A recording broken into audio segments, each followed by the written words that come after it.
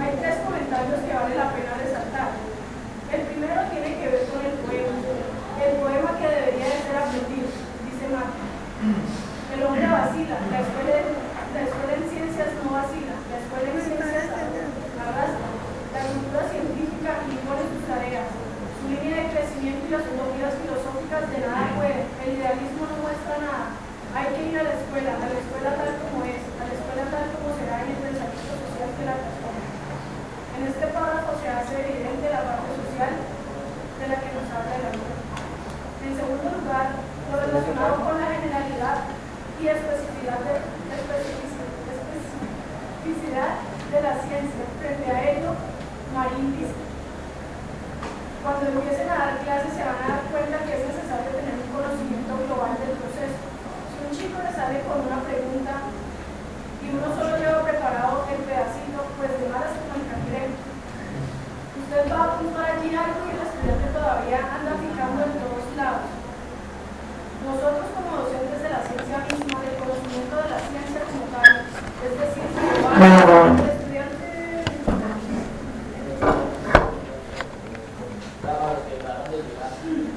el estudiante viene a hacer una pregunta sobre algo específico, entonces hay que saber cómo responder a la especificidad.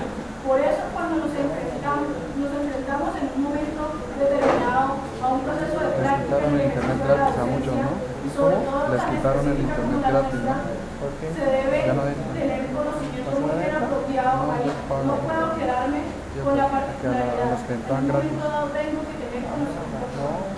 Así como nosotros escudriñamos la ciencia, el estudiante viene y escudriña la clase del profesor. Y el tercer comentario interesante fue frente al análisis hecho a una frase encontrada en el documento. Cuanto más se desarrolla la cultura científica, más se percibe el déficit del racionalismo enseñante. Eso, diríamos, es un término que asociamos o se podría relacionar con la frase yo solo sé que nada sé. Y esto lleva a decir que cuando se estudia la ciencia, se va encontrando que uno escasamente ha visto algo muy superficial. Cuando se va abriendo ese cascarón, es que se va uno dando cuenta que hay muchas cosas, pero cada vez que me sumerjo más y más,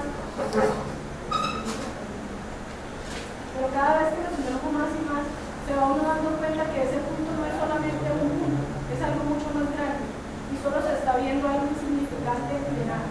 A medida que me voy metiendo, voy conociendo más la ciencia y me doy cuenta que no conozco nada de la ciencia. Finalmente, la conclusión de esta primera sesión fue que se debería leer nuevamente el documento ya con las ideas que el profesor había dado. Se suponía que debía de ser entendido. Sesión 2. Discusión del día 21 de septiembre de 2011. En la primera sesión se evidenciaba lo poco que se había comprendido del documento, aunque se concluía que algunos de los aportes que se hacían sí tenían relación con lo que se trabajaba en el documento. Por ejemplo, se hablaba del evento cultural y social que desde la filosofía se está mostrando que debe tener la ciencia, y a su vez la importancia que tiene la construcción de estos procesos, pero a través de la comunidad científica, la cual entonces expone unas ideas que se debaten, se cuestionan, se exponen a la palestra pública, y en la medida que cada uno de estos elementos tenga sus soportes respectivos y sea sólida ante esta comunidad, entonces se va validando ese mismo proceso y se va construyendo una nueva teoría. Y surge la pregunta: ¿dónde o en qué forma el señor Bachelard nos dice que podemos considerar que estamos ya iniciando una construcción de la ciencia como tal? Frente a ello hay que decir que los fenómenos científicos de la ciencia no empiezan sino hasta el momento en que se ponen en marcha los aparatos. Esos aparatos de los que habla el autor no es más que el objeto de estudio. Mientras la ciencia no defina qué es lo que realmente quiere estudiar, no tiene sentido. Se necesita definir un objeto de estudio concreto. El fenómeno que se está tratando de estudiar tiene una relación directa con el objeto de estudio. Fenómeno en física es algo que realmente tiene sentido en la estructura de la ciencia para su estudio como tal, y para un objeto de estudio que realmente sea interesante. Hay que definir el objeto de estudio y con base en él, entonces ya tengo elementos para construir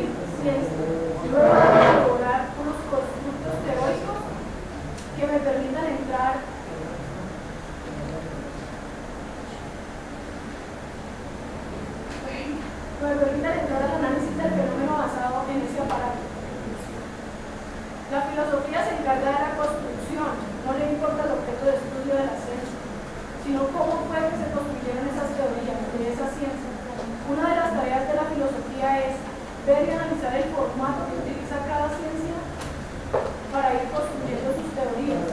A la filosofía no le importa si es cierto o no. Ella lo único que va a revisar son los procedimientos, las metodologías utilizadas para lograr construir a partir del aparato un raciocinio lógico que sea sencillo y comprendido por la gran mayoría de personas.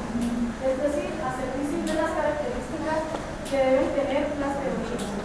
Poner el autor se refiere a la cultura científica, o sea, en la cultura debe lógicamente especificarse que el grupo debe tener coincidencia, debe tener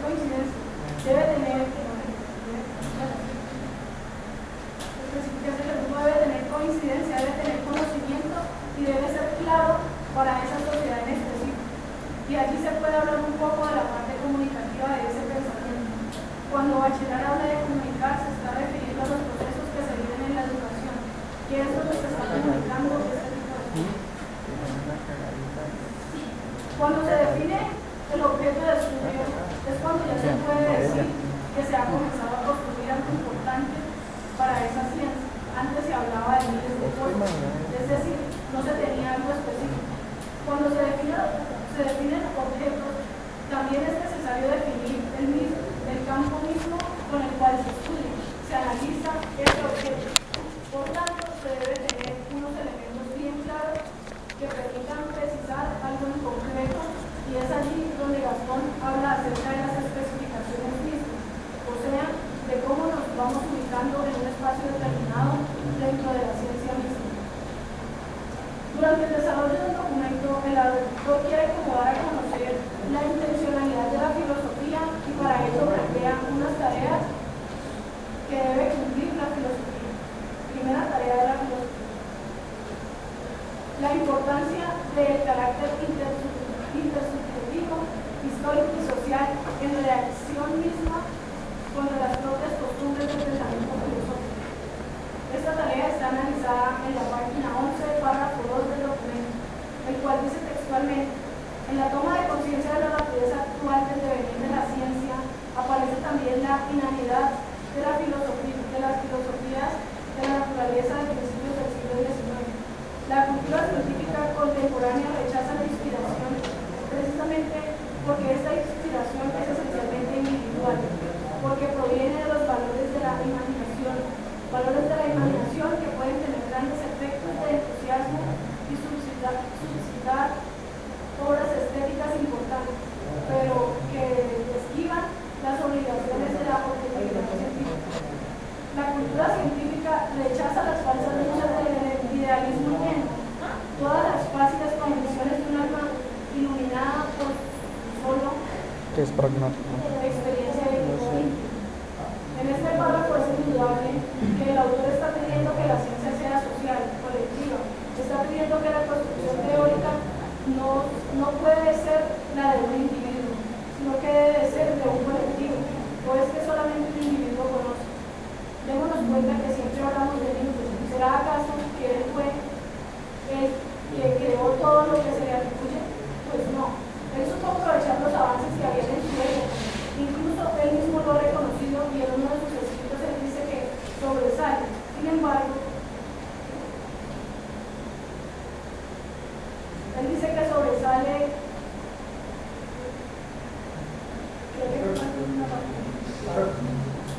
Sin embargo, él está parado encima del gigante. Siempre que se construye algo importante para la ciencia, ha sido construido por grupos de personas que en un momento dado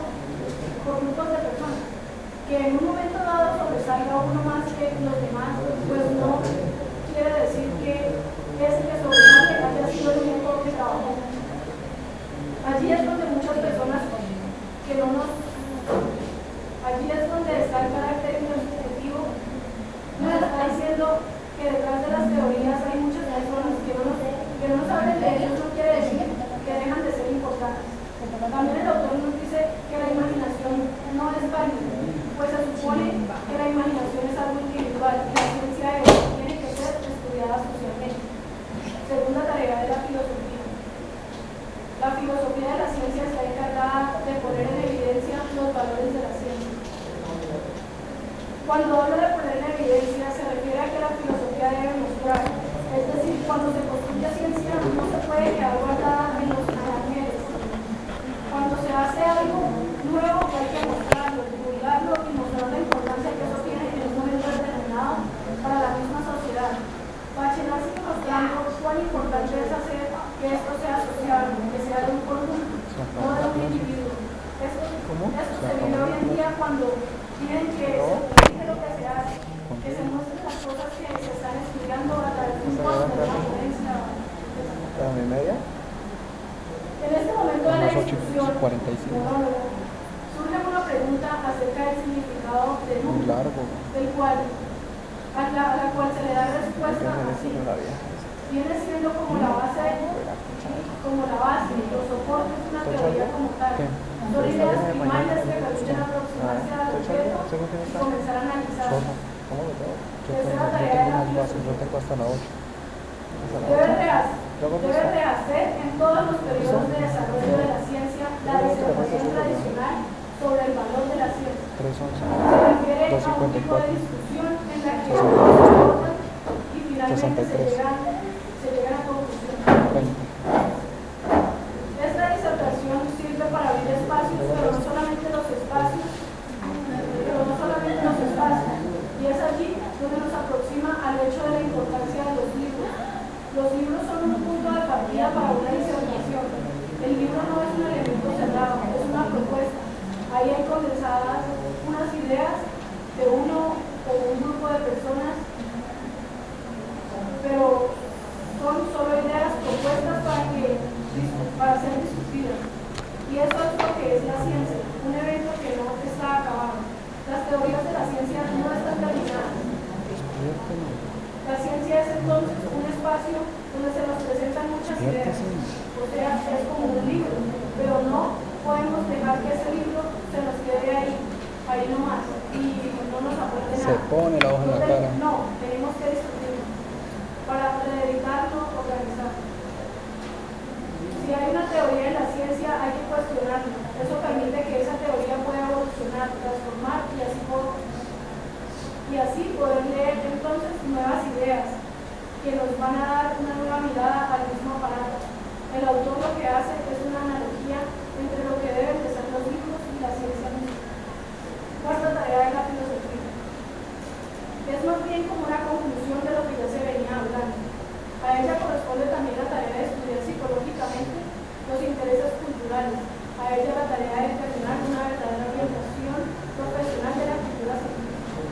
Nuevamente Gastón enfoca su mirada al problema social, los intereses culturales, y es la sociedad la que tiene intereses culturales. Lo importante de la cultura científica es que está animada por la dialéctica fina que sin cesar va de la teoría a la experiencia, para volver de la experiencia a la organización fundamental de los principios. Ni es solo experimental, ni es solo teórico. Finalmente hay que tener en cuenta los parámetros de construcción de la ciencia que se manejen, porque la ciencia evoluciona, la ciencia es nueva. Sugerencias y observaciones en constancia crítica. Amén. Eso es la de todo. Bueno, en consideración del acta textual transcrita,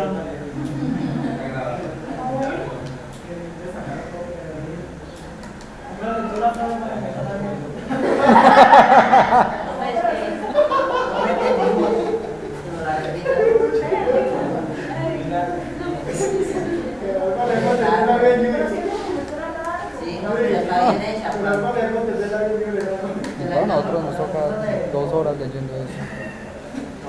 a ver, hay una sugerencia adicional a lo que han dicho los compañeros que está como muy cortito.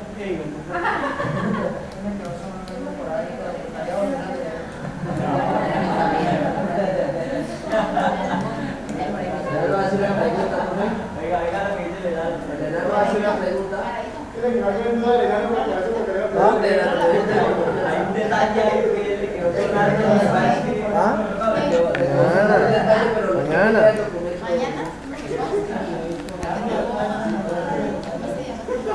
Bueno, no, sí, en verdad y consideración teníamos un poco, yo y compañía. O sea, hay que grabar, no que no.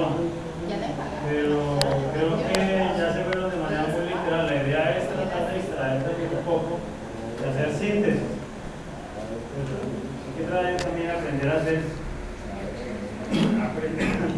síntesis de los trabajos, de las cosas. Yo aquí digo muchas cosas, por escrito, no hay que transcribirse, Dios. Ah, este fue el que me regalaron. Pues, no es lo único que pronto si todos nosotros no todos digamos es que transcribiste todo lo que dije. De combate, weón. Hasta el cangrejo lo pusiste. Es de combate, weón. Claro, a mí me queda de combate. Creo que camina de lado. No, aquí tengo un Blackberry allá, weón. ¿Cómo? Yo tengo un Blackberry que es el que manejo allá. Es que acá me da esposa que me lo roban. Si me roban eso es de combate. No le puede aquí no camina de lado, para atrás camina de lado. Uno que se lo pegó aquí, pero tiene una semana de sacado, weón.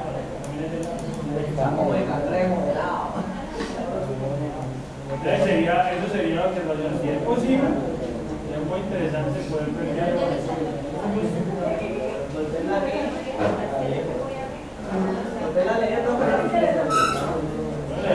Si es posible, digamos, hacer un poco más sintético.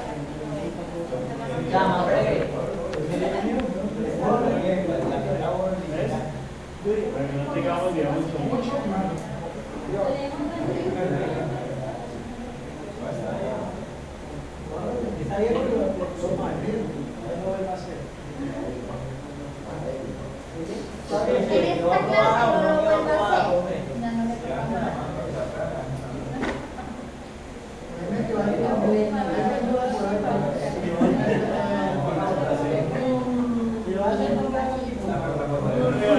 Ahí creo que una narración descrita bastante bien y textual, por ello, si es posible, sintetizarla mucho mejor. ¿Listo? Bien. Ya después de este pequeño y corto aviso,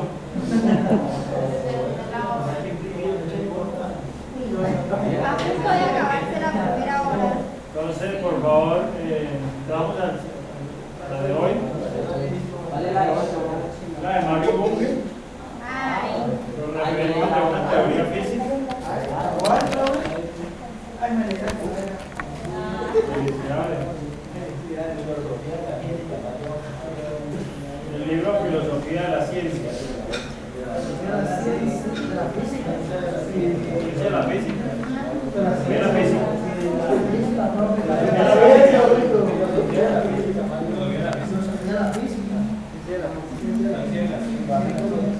La ciencia física.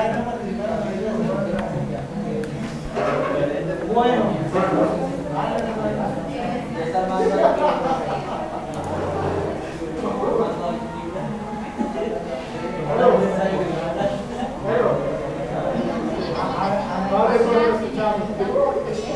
No, pues esta es la tarea de ustedes, que ya que se dieron unas vacaciones de una semana, porque esta es la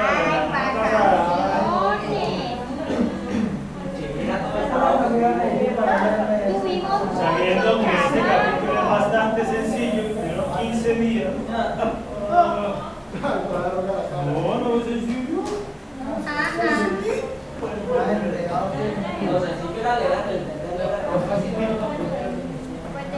La escucho, ¿quién quiere empezar diciéndonos todo lo que no entendió?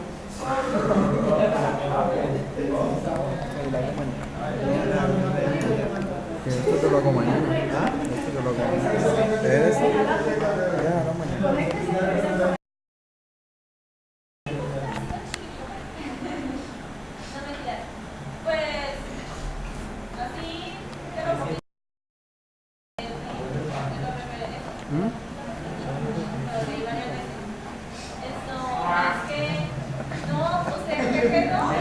Se le apunta ahí el dato, ¿no? Tengan en cuenta eso.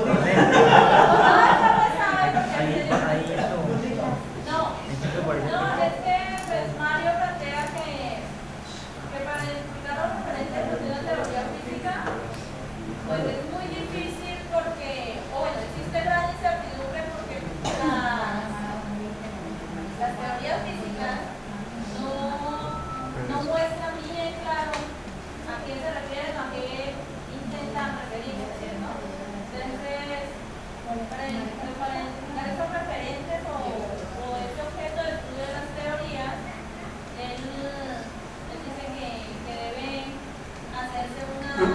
adecuada interpretación. Aquí muestra 3 tipos de interpretación, o bueno, 2. Dice que la interpretación estricta es como su nombre lo dice, estrictamente la estructura matemática de ese objeto, pero que pues también se debe tener en cuenta la interpretación adventicia, que ya tiene en cuenta todas las circunstancias que rodean al sujeto y al objeto de estudio.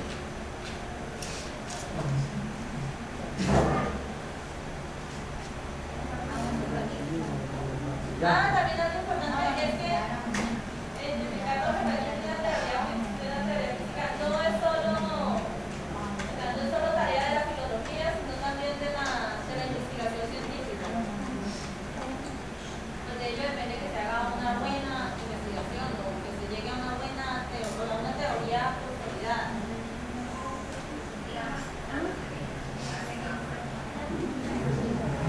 Hasta ahí, porque ya me voy.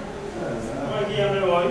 No, No he hecho nada todavía. no, pues que lo primero, porque es que ya ahí, es que la verdad ya ahí empecé a hablar. Ahora sigue no recibió más. No, porque si no ya empiezo a hablar de los enfoques que presenta de la tesis realista, de la tesis prescriptiva y todo eso, que falta.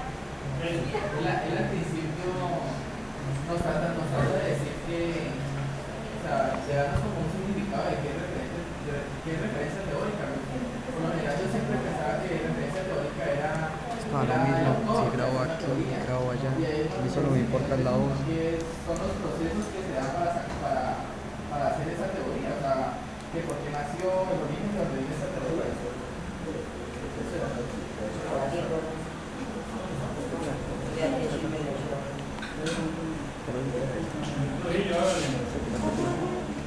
Bueno, profe, pues aquí la universidad quiere dar que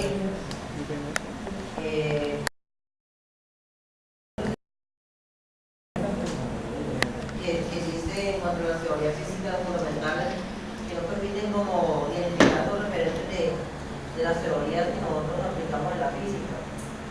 Entonces dicen que hay que tener algo muy claro que si ese conocimiento o ese hipótesis que rodea el objeto de estudio es proviene de los observadores como si fueran estados mentales de esa persona. O sea que si nos trae lo físico simplemente se lo imaginar. Dice que también en ese proceso lo fundamental para llevar a cabo una referente y determinar referente es la interpretación, pero ahí es donde cuando piensa que uno lleva la zona, porque hay varios tipos de interpretación, que son como la interpretación estricta y adventicia, y también está la interpretación pragmática. Entonces, a ver como uno dice, bueno, ¿cuál puedo aplicar? O determina es como lo hacen como a veces, nosotros hacemos una propuesta para que hagamos como que podamos como mezclar esas tres para hacer una buena interpretación de un referente, porque si tomamos una sola, esa tiene errores, si tomamos la otra también puede tener errores. Entonces es como tomar partes de cada uno y hacer un buen estudio de lo que se refiere. Y hay así que pues la otra parte que es lo de las tres. No hay clase con Blanca. ¿Cómo? No hay clase con Blanca. ¿Sí eso? Las balas que se toman no presentarán la bala.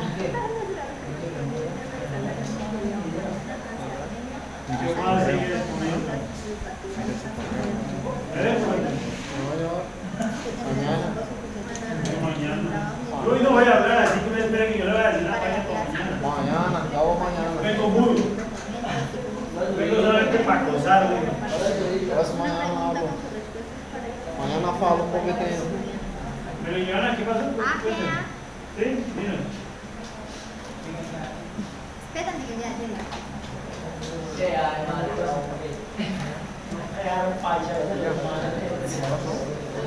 No hay clase. Profe, habla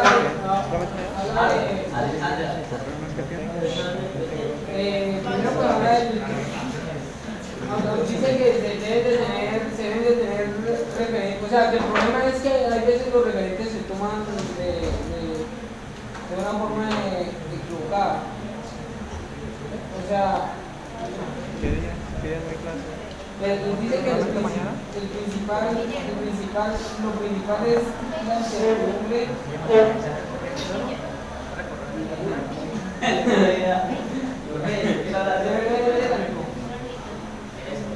Termina, no he dicho nada.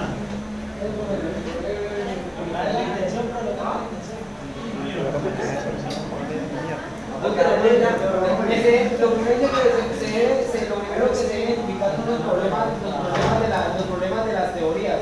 O sea, hay veces se ponen las teorías y se toman de cierta forma, de la forma en que no se debe. Por lo menos están los referentes están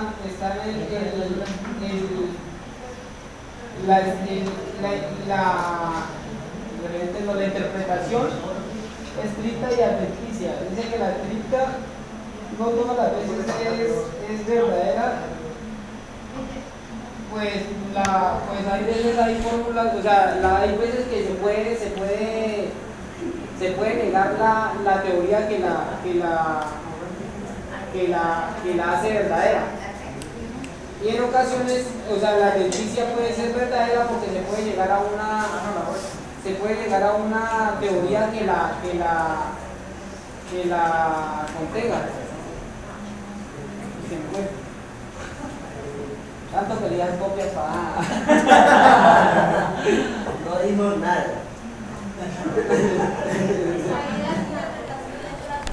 Estas ideas são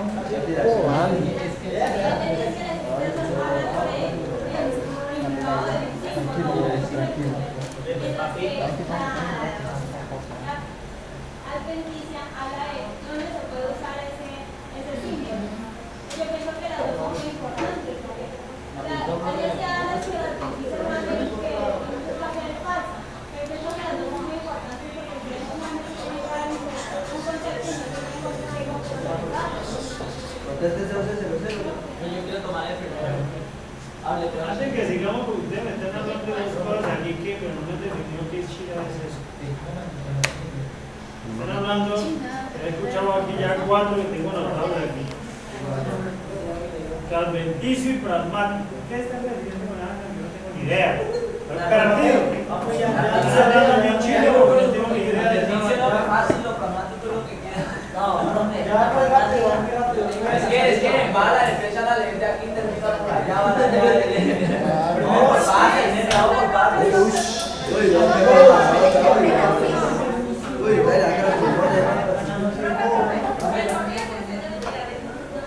En la adventicia esto es que hace referencia, deja de lado esa interpretación estricta que es sobre la estructura matemática y se enfoca más en el sujeto,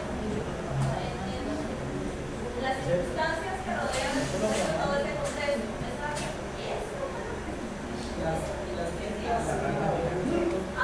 cómo. Profe, yo tengo una de las Yo estoy apenas aquí tratando de escuchar, entender, a ver, aquí no entiendo lo que me están diciendo.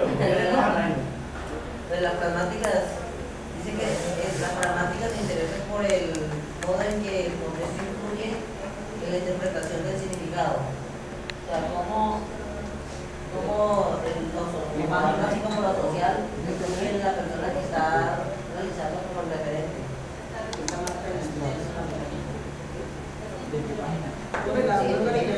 La estricta asigna la variable un solo objeto. La estricta asigna la variable un solo objeto. Y la pragmática. Dice que toda interpretación que no sea estricta y parcial es adventicia. mucho Medellín. José Luis y luego. Profe, esto, pues lo que pasa es que José Luis y luego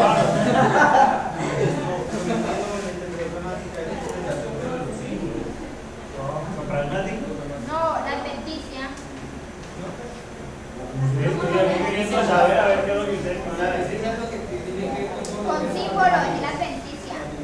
Cuando usted que saca con que nosotros le digamos barbaridades. En serio. Conocer qué enredado están. Harold. Lo que yo entiendo ahí de referente es que pues como la ciencia, la teoría científica ha tenido a través con el transcurso de la historia ha tenido sus diferentes controversias. Entonces, a partir del referente, el referente le sirve como de apoyo, ¿sí?, a la teoría clásica. Entonces, ¿qué pasa? Hay que, en el documento lo que se plantea es descubrir la naturaleza de ese ¿qué? De ese referente, ¿sí? Entonces, si la clase de referencia de la teoría física está constituida por sujetos que se pueden llegar a conocer, o al menos algunos se pueden llegar a conocer, pues creo que eso es lo que se considera adventicia, y lo que son pocos conocentes, o sea, los que casi no se pueden conocer, es lo que se considera pragmática. Puede ser lo que yo entendí sobre lo pragmático ahí en el documento. ¿Quién es el que está lanzando la mano queriendo poner su lucha? Yo voy a levantar de cinco.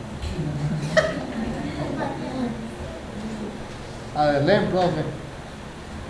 Está que se habla. Eres un fruto por Willy.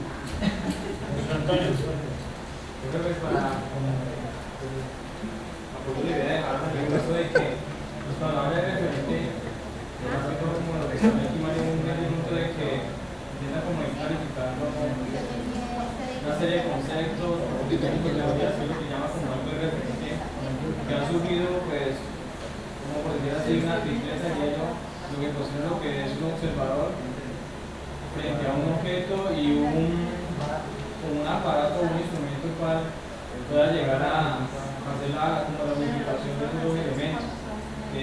Lo otro es de que, por ejemplo, la parte pragmática, pues la entiendo ahí como que es como más que todo veo mucho la intencionalidad del sujeto o la forma como de una interpretación del contexto.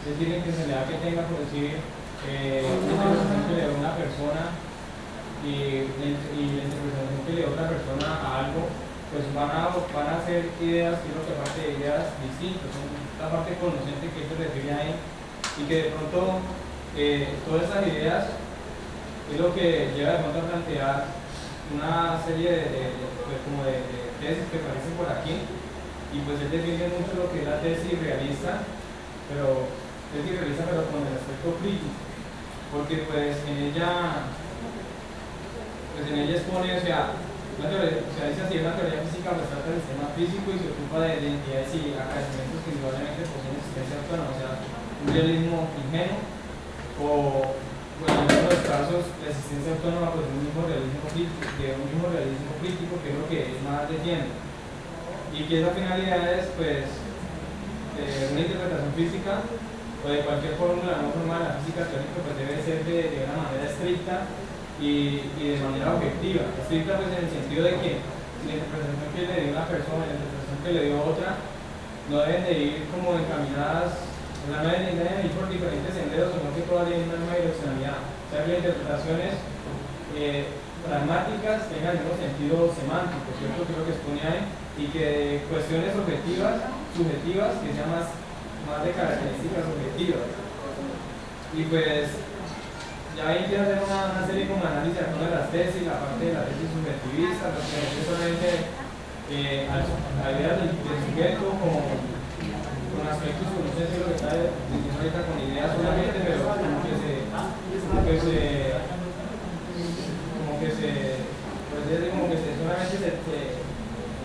se bosqueja en esos aspectos.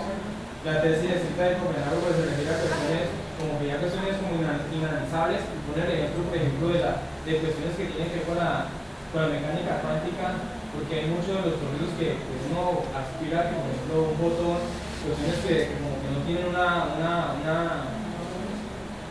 realidad que uno se puede decir es de tal forma, entonces hace lo que el sujeto con un objeto, pero entonces él encuentra como algo que como que aclare eso más, como que una interpretación más realista de eso, ¿cierto?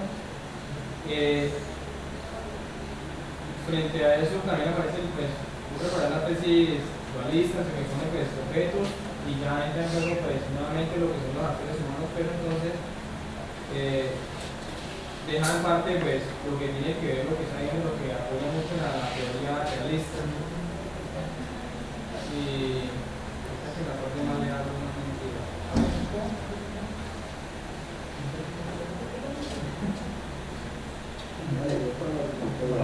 ubicando, le vamos viendo el que otra observación podemos tener frente a eso. Y ahí vamos ubicándolos un poquito, entonces, estos tres elementos que está planteando Antonio.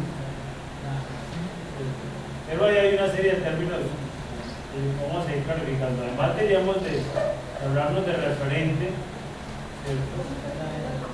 Pragmática y adventicio. Él también por ahí más adelante nos habla, ¿a qué se refiere con referente? Entonces preguntaría yo, ¿qué se nos hace énfasis en esa falsa? A ver, cuéntenme, ¿qué dicen ellos?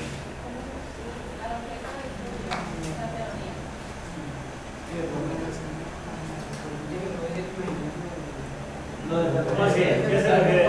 A lo de referente. Cuando dice que los referentes se está refiriendo al objeto de estudio de la teoría.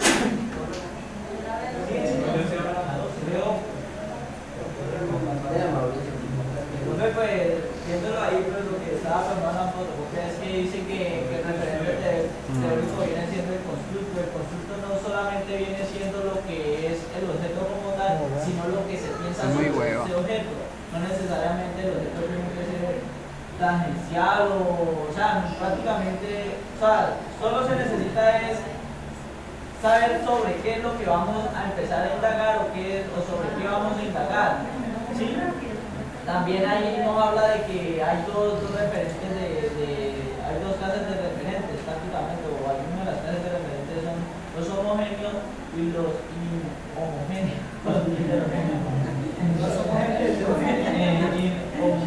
Eso. Entonces que la primera dice que si el constructo o el objeto está formado por un solo elemento como tal, o el otro dice que ya es por varios elementos. Pero también ahí tenemos que tener en cuenta de que si estas dos formas se pueden unir para sacar como otra idea fundamental a lo que se venía diciendo, ¿sí? Y ahí es donde pues, yo tomo como ejemplo lo que pregunta, lo que está plasmado ahí de P de X igual a Y. Sí, al principio lo toman como solo X como homogéneo, pues yo lo tomé así, no sé si lo hayan tomado así, lo hayan tomado así, a X lo toman como homogéneo, o sea, pues solo eso, y ya en la parte como filosóficamente hablando, que lo toman ahí también, ya ahí él empieza a entrar como más abrebocas, que ya empiezan a meterle más interrogantes que nos va a llevar a una misma respuesta. Así ya van a encontrar muchos más elementos que nos pueden llevar a esa misma respuesta partiendo de un solo interrogante. Eso fue lo que entendí en la primera. ¿Ni cerquita o qué me dice usted? Vale, digo. Sí, hablen. Vamos a contar. Tiene tanto que lo que quiero y ya no puede todavía. ¿Ves? Espera, no, van por atrás más el otro. ¿Alguien más? ¿Alguien más?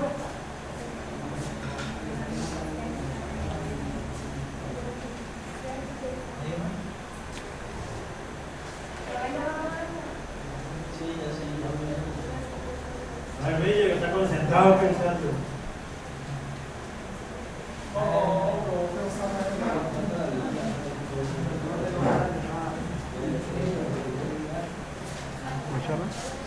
¿Lo charla?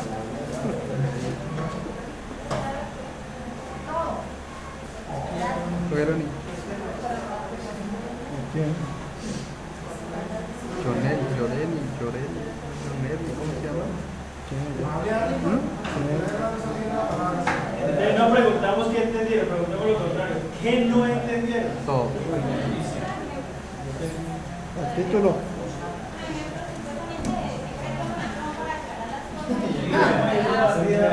Yo no sé para los artistas.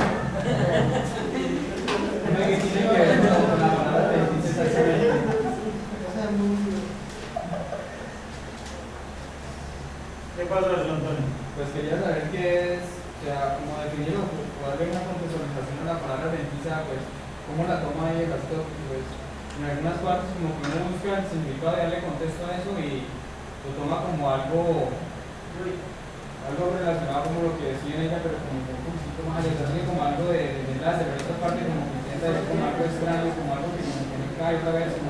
lo acepto, o sea, quería saber de qué forma lo está asumiendo esa significado esa palabra ahí. Esa es la idea, poder entrar, digamos, a definir un poco eso, pero usted no me puede venir todo. Acaba de decir. Esa es la idea. Hay varias pruebas, las preguntas como que hago, ¿no? Que son elementos como que debemos entrar a definir para podernos hacer claridad. ¿Qué es un referente? Si el referente es el referente, entonces ahora están ustedes, lo dicen pragmático adverticio. ¿Y qué es eso? Están hablando de objeto de estudio. Ustedes en la física, ¿cuántos objetos de estudio tenemos? Y entre lo que él trabaja, ¿qué objetos de estudio lo que él desarrolla ahí, por ejemplo? ¿Y qué es eso?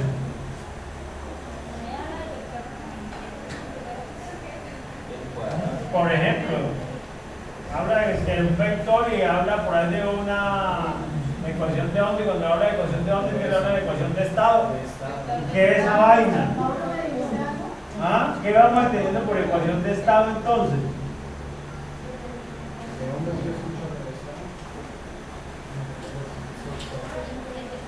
Eso es como, digamos, es una serie de cuestionamientos para poder entender esa parte de la conceptualización básica, para comenzar a ver que lo que estamos analizando en cierta medida es una temática referente a la mecánica cuántica en primera instancia, para que hagamos ahí un tiempo claro. Creo que es la partida de lo que yo entiendo por referente es que el referente es como esa veracidad que le da, sí, como esa veracidad o ese medio con el que yo puedo verificar cierto símbolo físico o una ecuación como la que estaba planteando aquí la compañera.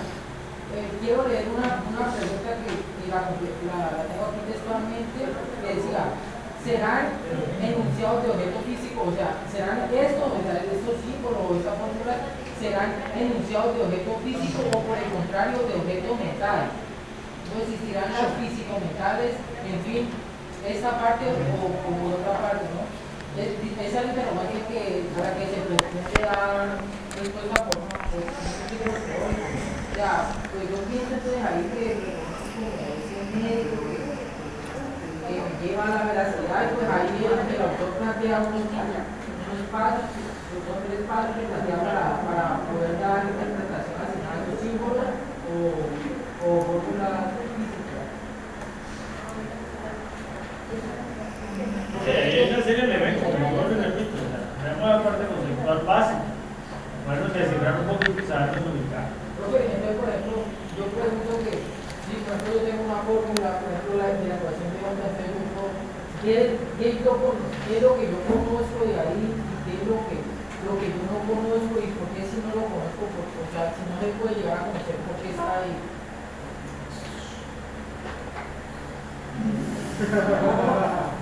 Que por ejemplo, pues aquí habla de que los referentes físicos pues buscan como dar respuesta a los símbolos físicos, a la fórmula física, dar respuesta de que si se conoce eso o no lo conozco, si se puede llegar a conocer las dos cosas, o puede hacer un conocimiento parcial, o sea, de alguna parte. Entonces, si yo tengo una ecuación y si no lo conozco, o sea, no se puede llegar a conocer por qué está ahí.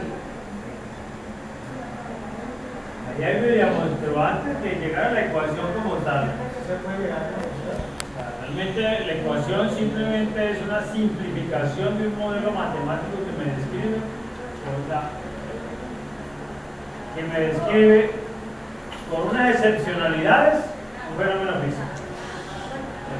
En cierta medida se hace una serie de excepcionalidades, pero lógicamente eso está basado en unos referentes teóricos que pueden ser mental o pueden ser de estructura matemática, o sea, pueden haber sido también construidos de tipo experimental.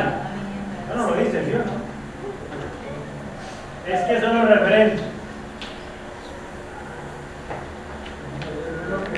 No lo dice. No, es de donde se saca el objeto de estudio. Sí, es de donde sale. Referente, o sea, en este caso, son las bases. Referente en este algo que viene a ser, digamos, la base de la cual se está partiendo. ¿Cierto? Es decir, ¿cuáles son las teorías? Si lo quiero la palabra referente de una teoría, ¿cuál es la teoría bajo la cual estoy partiendo para hacer el análisis e interpretación de una fenomenología?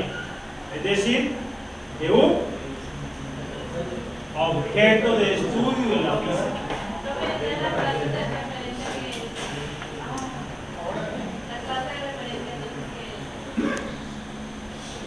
¿Qué era?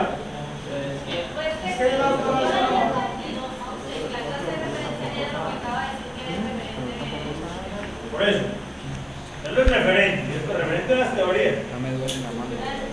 Pero mire que date cuenta que las teorías pueden ser construidas mentalmente o pueden ser construidas a partir de datos, de información traída experimentalmente. Imaginativa o experimental. La clase de referencia pues era, como usted decía, esas teorías que le dan sustento, que argumentan ese objeto de estudio. El análisis al objeto de estudio. Pues son Esa teorías, clase de ¿sí? referencia, esa clase de referencia a la que se refiere Urge. Ojo, los referentes son las teorías. La clase de Pero, referencia. pero dentro de las teorías yo tengo diferentes clases. ¿Sí ves? Ya hay teorías que han sido construidas de manera ideal, digámoslo así. O sea, hay otras que han sido deducidas desde un punto de vista netamente teórico. Pero hay otras que han sido construidas. Entonces, miren una cosa: deducidas y construidas. Son dos clases que vamos a tener diferentes. Una cosa es la deducción que yo cojo y parametrizo un sistema, diríamos, de ideas, las organizo lógicamente y comienzo a hacer una deducción. Pero la otra es cuando yo obtengo información desde un punto de vista experimental, que es lo que gran mayoría de ustedes han hecho y en esta primera parte. Hemos podido tomar información básica a partir de un experimento. Esa información la tabulamos, la graficamos, la analizamos y comenzamos a hacer una serie de deducciones, pero ya no deducciones desde lo ideal, sino deducciones desde unas bases reales, desde la parte experimental. Entonces, por eso está entonces aquí en este caso estamos construyendo, mientras en el otro estamos deduciendo. Ahí ya hay diferencia. Ahí es donde están las clases, comienzan a mostrar las clases. Pues no nos lo muestra de esa manera, pero son todos esos dos elementos, diremos, en sí está trabajando. Acabo de decir. ¿Qué es lo imaginario? Alexander, ¿qué es lo imaginario? Lo que estamos, ¿cierto? Son, digamos, yo construyo unas premisas que se llaman generalmente. A partir de las premisas comienzo a generar una serie de conjeturas que pueden ser lógicamente verificables desde una lógica de la matemática. Recuerden las tautologías en matemáticas. Y entonces ahí yo puedo hacer una generación de ideas que pueden tener una lógica y me pueden llevar a. Y ahora son lo que estoy deduciendo. Pero están otras que ya no es de una idea, sino de un fenómeno. Exacto, estoy partiendo de algo real. ¿Qué así que está hablando el señor ese? Sí. Lo estoy diciendo que me oye.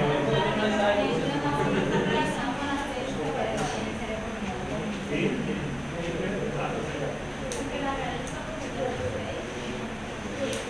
Y en cambio la otra.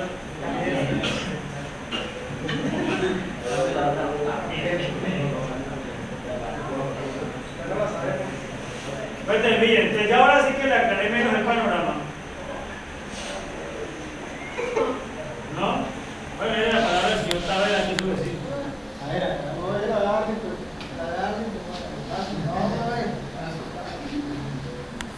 Sí, está mudo.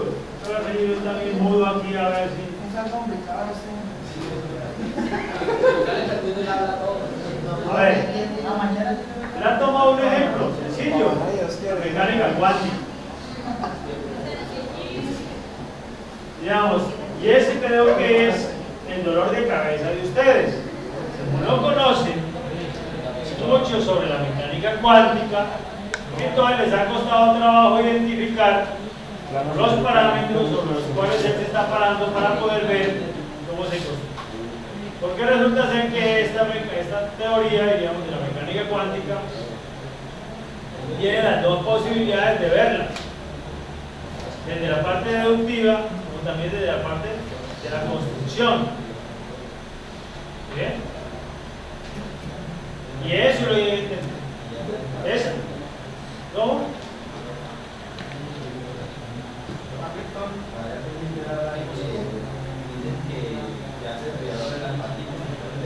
Aaron,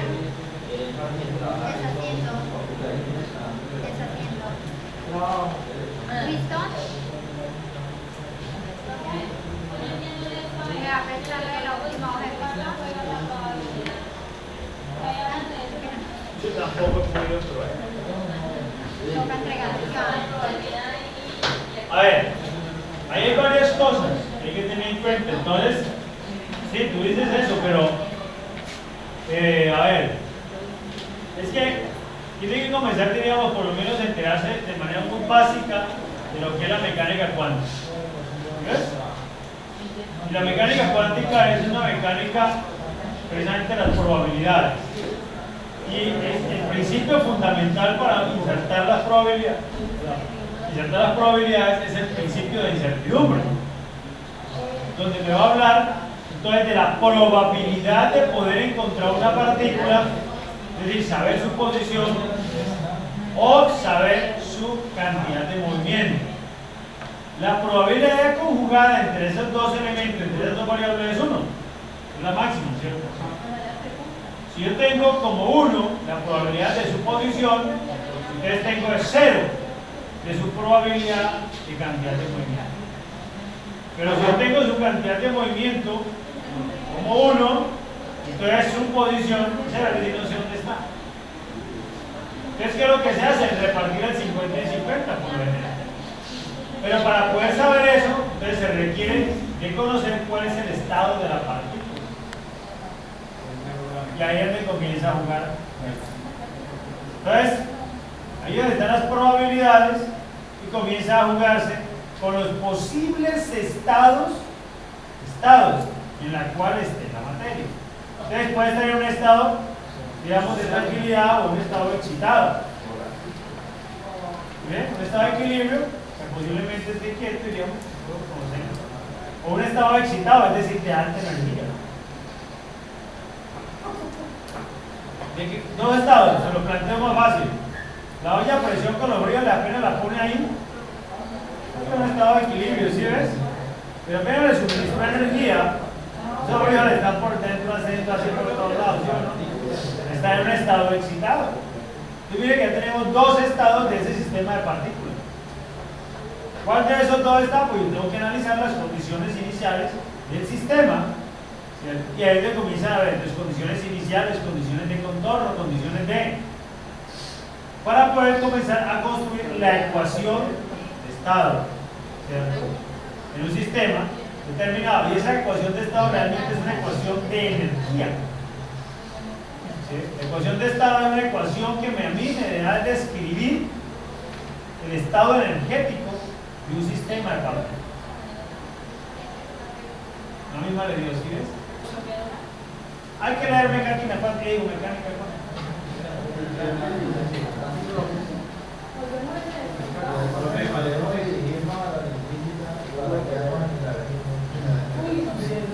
el laberinto que está otra vez.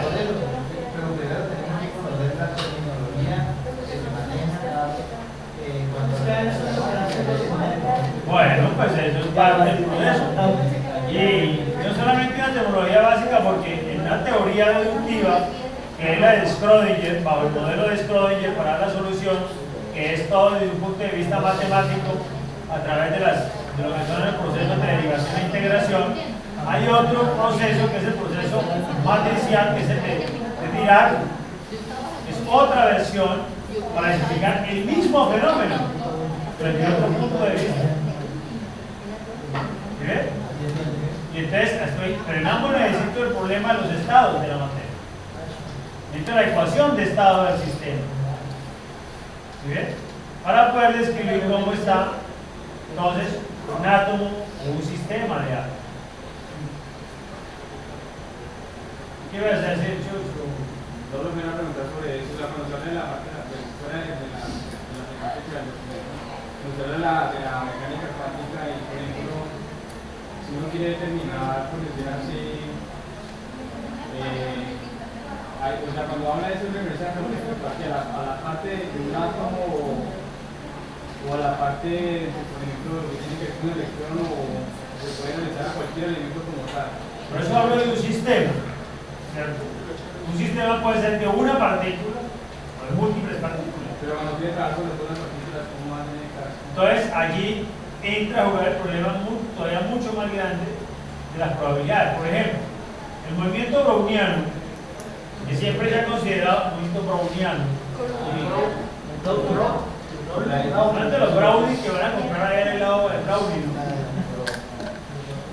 El movimiento browniano, diríamos, es de la mecánica estadística. Mecánica estadística, entonces de una vez me dice que es un problema de probabilidades de poder conseguir estar y saber cuál es el estado promedio del sistema. Que el mismo sistema browniano es el que le planteaba yo ahorita hoy. Un mundo de partículas allá internamente y no sé cómo es, pero puedo suponer, midiendo determinando unas variables, conociendo el estado inicial y estado final de esas variables, posiblemente poder, con el estado inicial y estado final, poder posiblemente describir un estado de transición, ¿cierto? Es decir, si inicialmente pongo la olla, digamos, en temperatura, mido temperatura, mido volumen, mido presión, unas condiciones, ¿cierto? Condiciones iniciales del sistema, posteriormente vuelvo y mido temperatura, presión y volumen, ¿cierto? Ya ahí podré saber la condición.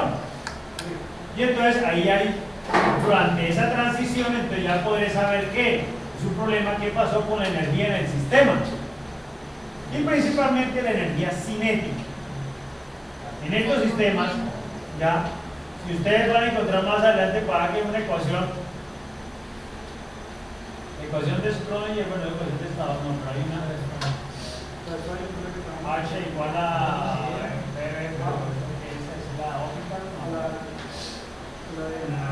hamiltoniana. Hay una ecuación que llama el hamiltoniano en mecánica cuántica. Y ese hamiltoniano, fue Hamilton el que lo inventó, el hamiltoniano, pues es una ecuación que me va a describir de manera general cómo es el comportamiento de la energía desde el punto de vista cinético y potencial. Es decir, que describe todo el sistema. Entonces, si yo voy a describir una partícula, digamos, en un sistema, yo la voy a ver gravitacionalmente, la voy a ver termodinámicamente, la voy a ver eléctricamente, la voy a ver de todas partes. Y esas ecuaciones, esos hamiltonianos, inicialmente, pero aparentemente son bastante sencillos, pero a medida que uno comienza a desmenuzar, ¿cierto? Es decir, comienza a ver la interacción de esa partícula con el medio, entonces comienza a ver cuánto está ligado desde un punto de vista potencial y desde un punto de vista cinético. Y o sea, es un poquito más complejo. Cada vez se va, una agarra de menuzarla, se va haciendo, termina uno con unas ecuacioncitas más o menos grandes. ¿Ves? ¿Por qué? Porque uno necesita describir el estado. Vuelve otra vez, el estado inicial, estado final, que es lo único que podemos conocer. El estado de transición, y ese sí no lo inventamos. ¿Bien? ¿Cómo? Pues a partir de la ecuación podemos manejar o una desde un punto de vista espacial o dos desde un punto de vista temporal para ver el comportamiento de las variables temporal y espacialmente cómo es, ¿cierto? Y si yo combino esas dos cosas, entonces desde un punto de vista espacial puedo terminar hablando de todo un proceso de vectores. Y entonces, hablando vectorialmente, van a encontrar los vectores llamados bracket del sistema, ¿cierto?, que me van a describir el estado del sistema cuántico. El bracket, entonces, son un par de vectores que me van a describir ese estado de la materia. ¿Qué es eso, mecánica? Hay que pegarnos una lectura sencillita, por favor, para que se enteren de qué es, porque volvemos a lo mismo. Están leyendo el documento, pero están enredados porque no han entendido el ejemplo con el cual él está trabajando. Eso no es avanzado. Si mecánica cuántica le hemos estado enseñando a los niños de primaria, ¿por qué ustedes no van a poder entender? ¿Qué es? Es un análisis de la energía de un sistema. Entonces, simplemente que ustedes, al igual que todo el mundo, se cierra a pensar, y dice mecánica cuántica, este es un problema probabilístico. Ya no soy capaz de ver eso. Si yo, probabilístico, ya ahí no. O que está o no está. Pero eso de que, como que sí, como que no, ya esa vaina usted no se la aguanta. ¿Por qué? Porque tenemos una concepción, ¿cierto?, metida en la cabeza, que como que eso es lo mismo que le sucedió a los personajes de aquella época. Había un sistema newtoniano montado, especificado, y comenzar a pensar de una manera diferente, pues da dolor de cabeza, ¿cierto? Cuesta mucho trabajo cambiar uno esa mirada y ya no pensar de que este cuerpo está aquí. No, pues uno me dice, no, es que puede estar o no puede estar. ¿Cómo así que sí o que no? Es que yo no entiendo. Si lo puede ver, entonces hay una probabilidad. Pero si no lo ve, hay otra probabilidad que puede pasar por ahí. ¿Bien? Si está aquí, va con velocidad cero. Entonces lo pude ver, pero ya perdí la otra. Es interesante ver la parte del movimiento. Y ahí es donde se ve entonces que cuando yo vengo a interactuar con este señor, como son partículas muy pequeñas, en el momento en que yo entro a hacer una medición en un sistema de mecánica cuántica, lo que hice fue intervenir el proceso y por lo tanto terminé todo el evento. Y supe entonces que la condición inicial y la condición final de ese proceso. ¿Sí ven? Pero no puedo conocer un punto intermedio, porque cada vez que yo entré a medir, hasta ahí llegó el proceso. Ya me lo tiré. Cuando observo, si yo puedo observar un electrón, ¿por qué lo puedo observar? A una de dos. Hubo un fotón que vino y se estrelló con él, ¿cierto? Y al estrellarse ese fotón con ese electrón que le hizo, le suministró energía. Y al suministrar energía, entonces le cambió el estado bajo el cual estaba. Ya cambió la experiencia. ¿Ya lo cambió? Porque ahora lo subió, ¿cierto? Y de pronto ese electrón vuelve a caer de nivel de energía y ahora entonces me emitió otra vez un fotón. Y entonces ahora ya pude ver la parte final. Entonces por eso aquí se habla de estado inicial y estado final. Pero no de qué pasó en los capítulos, no sé. No se puede. ¿Qué puedo suponer ahí? Es un mundo de probabilidades. Profe, igual, en un mundo de probabilidades, igual la palabra ahí encierra incertidumbre, porque en esto mecánica cuántica se maneja todo lo que lee eso. Pues el principio de incertidumbre es el problema de las probabilidades que está hablando. Que se encuentra que es el delta P delta X igual a 1. Es el principio de incertidumbre. Coja por lo menos un concepto básico de lo que es la mecánica cuántica, cuáles son los elementos y aterrices un poquito ahí. Esto no es complicado en la medida que ustedes se logren ubicar, ¿cierto?, en el ejemplo que él está trabajando. Aquí no hay nada raro, no hay nada diferente. Habíamos visto cómo se construyó la mecánica cuántica, perdón, la mecánica clásica. Vimos algunos ejemplos del magnetismo, esto es la mecánica cuántica. ¿Cómo se está construyendo? Por lo menos cuál es la mirada. Ahora me le regreso, un poquito después con otra lectura. Pero por ahora, la próxima lectura la tienen ya unos bloqueados. ¿Cuántas lecturas vamos a bloquear de aquí para adelante? ¿Una o dos? Una.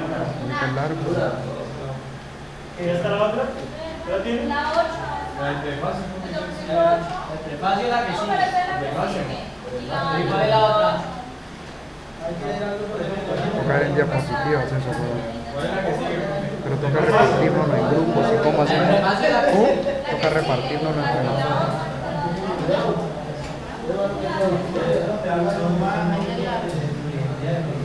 Tiene prefacio e introducción de la estructura de revoluciones científicas. Ya la tiene. Ya la tiene. Luego sigue capítulo 9, Naturaleza y necesidad de las revoluciones científicas de Thomas Kuhn. O sea, el mismo libro. Ah, no, sí, el mismo libro. Ya también es esta también. Ah, bueno. Ya ahí tenemos trabajo.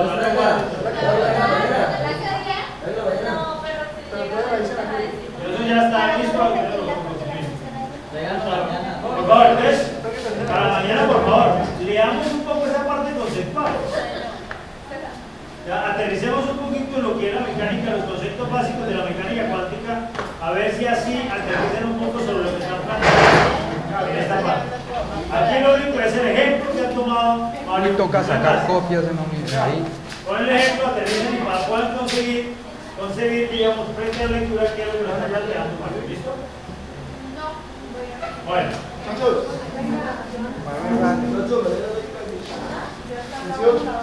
Ahora, mañana no hay clase con la profesora Blanca Adriana, pero lo